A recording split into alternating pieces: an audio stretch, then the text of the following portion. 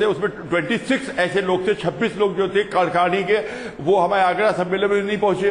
26 में आप 25 को तो पूछ नहीं रहे, आप खाली एक को पूछ रहे कि आजम खान साहब क्यों नहीं पहुंचे। भाई 25 को क्यों नहीं पूछते हैं? चलिए ये बता दीजिए, नहीं पहुंचे तो कोई बात नहीं, चलिए सिर्फ ये नहीं पहुंचा तो आप इतना नहीं, इसमें कोई चर्चा इसलिए नहीं कर रहा है क्योंकि आपके पार्टी के लोग ही प्रेस कॉन्फ्रेंस में अपनी बातों को सामने रख रहे हैं, वरना लोगों के पास चर्चा करने का विषय क्यों हो।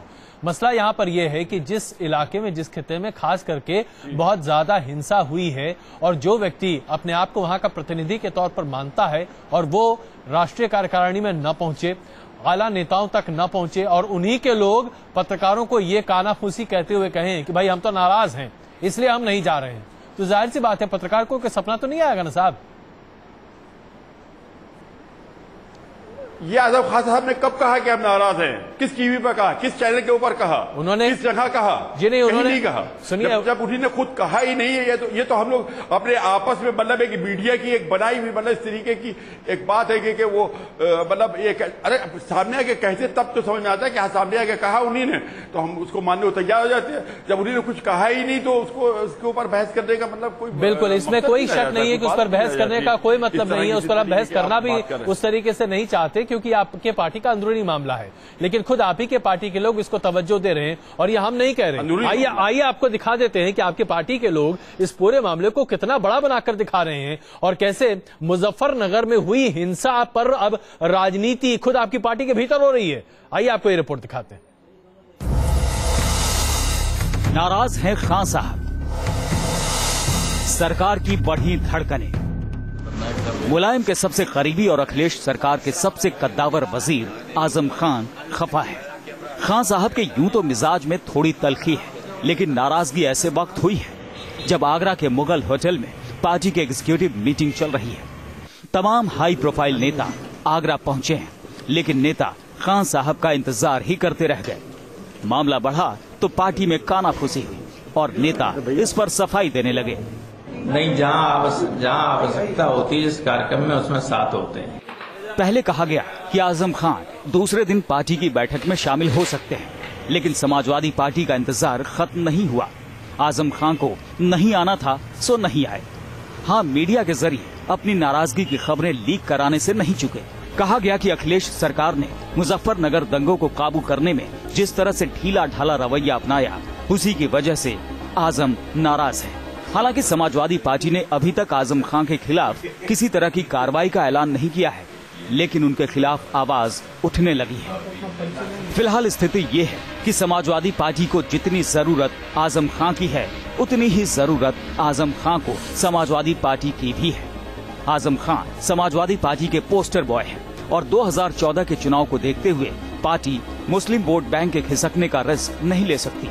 गौरतलब है कि रामगोपाल यादव, नरेश अग्रवाल समेत समाजवादी पार्टी के कई नेताओं ने आजम खान की गैर मौजूदगी पर उन्हें कटघरे में खड़ा किया था और पार्टी से उनके खिलाफ अनुशासनात्मक कार्रवाई की मांग भी की थी। वीडियो जर्नलिस्ट संदीप दास के साथ अमित कुमार शर्मा, आगरा, न्यूज नेशन।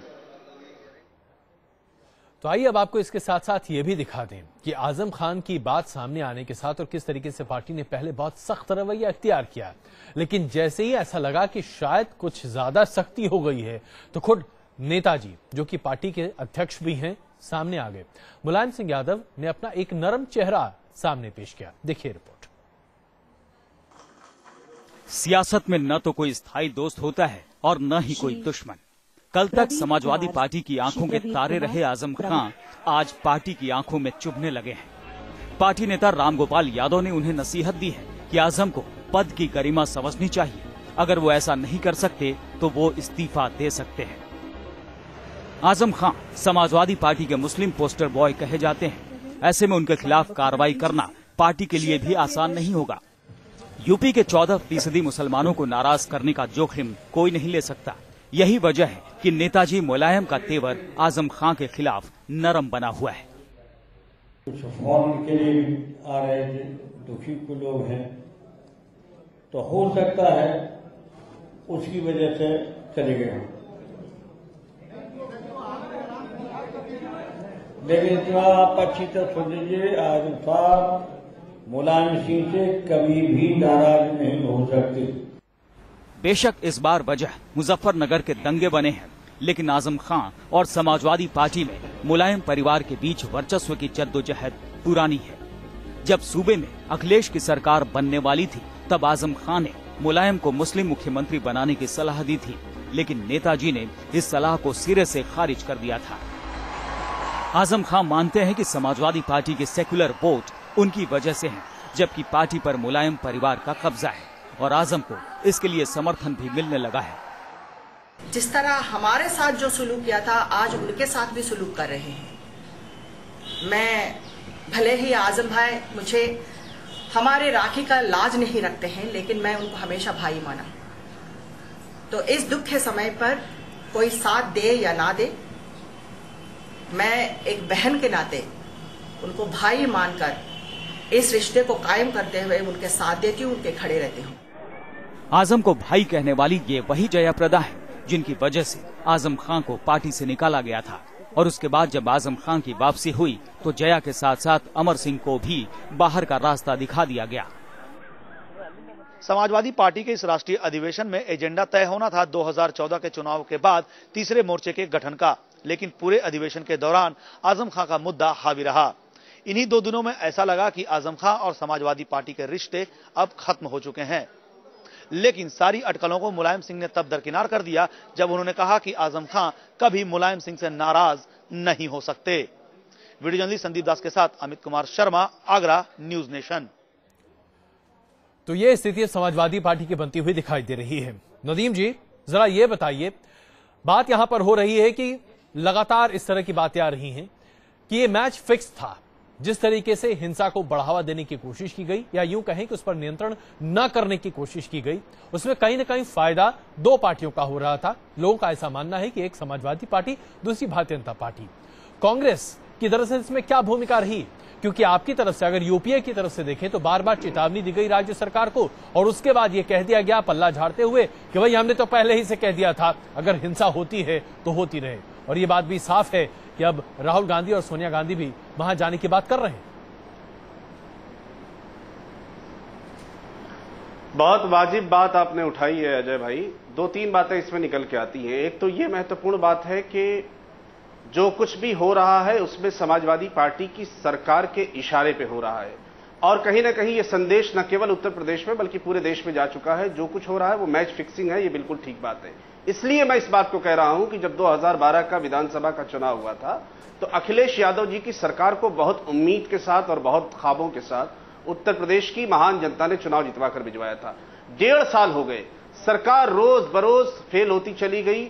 आम आदमी के सवाल पर, गरीब आदमी के सवाल पर, लॉ एंड ऑर्डर पर बुरी तरह से सरकार फेल रही।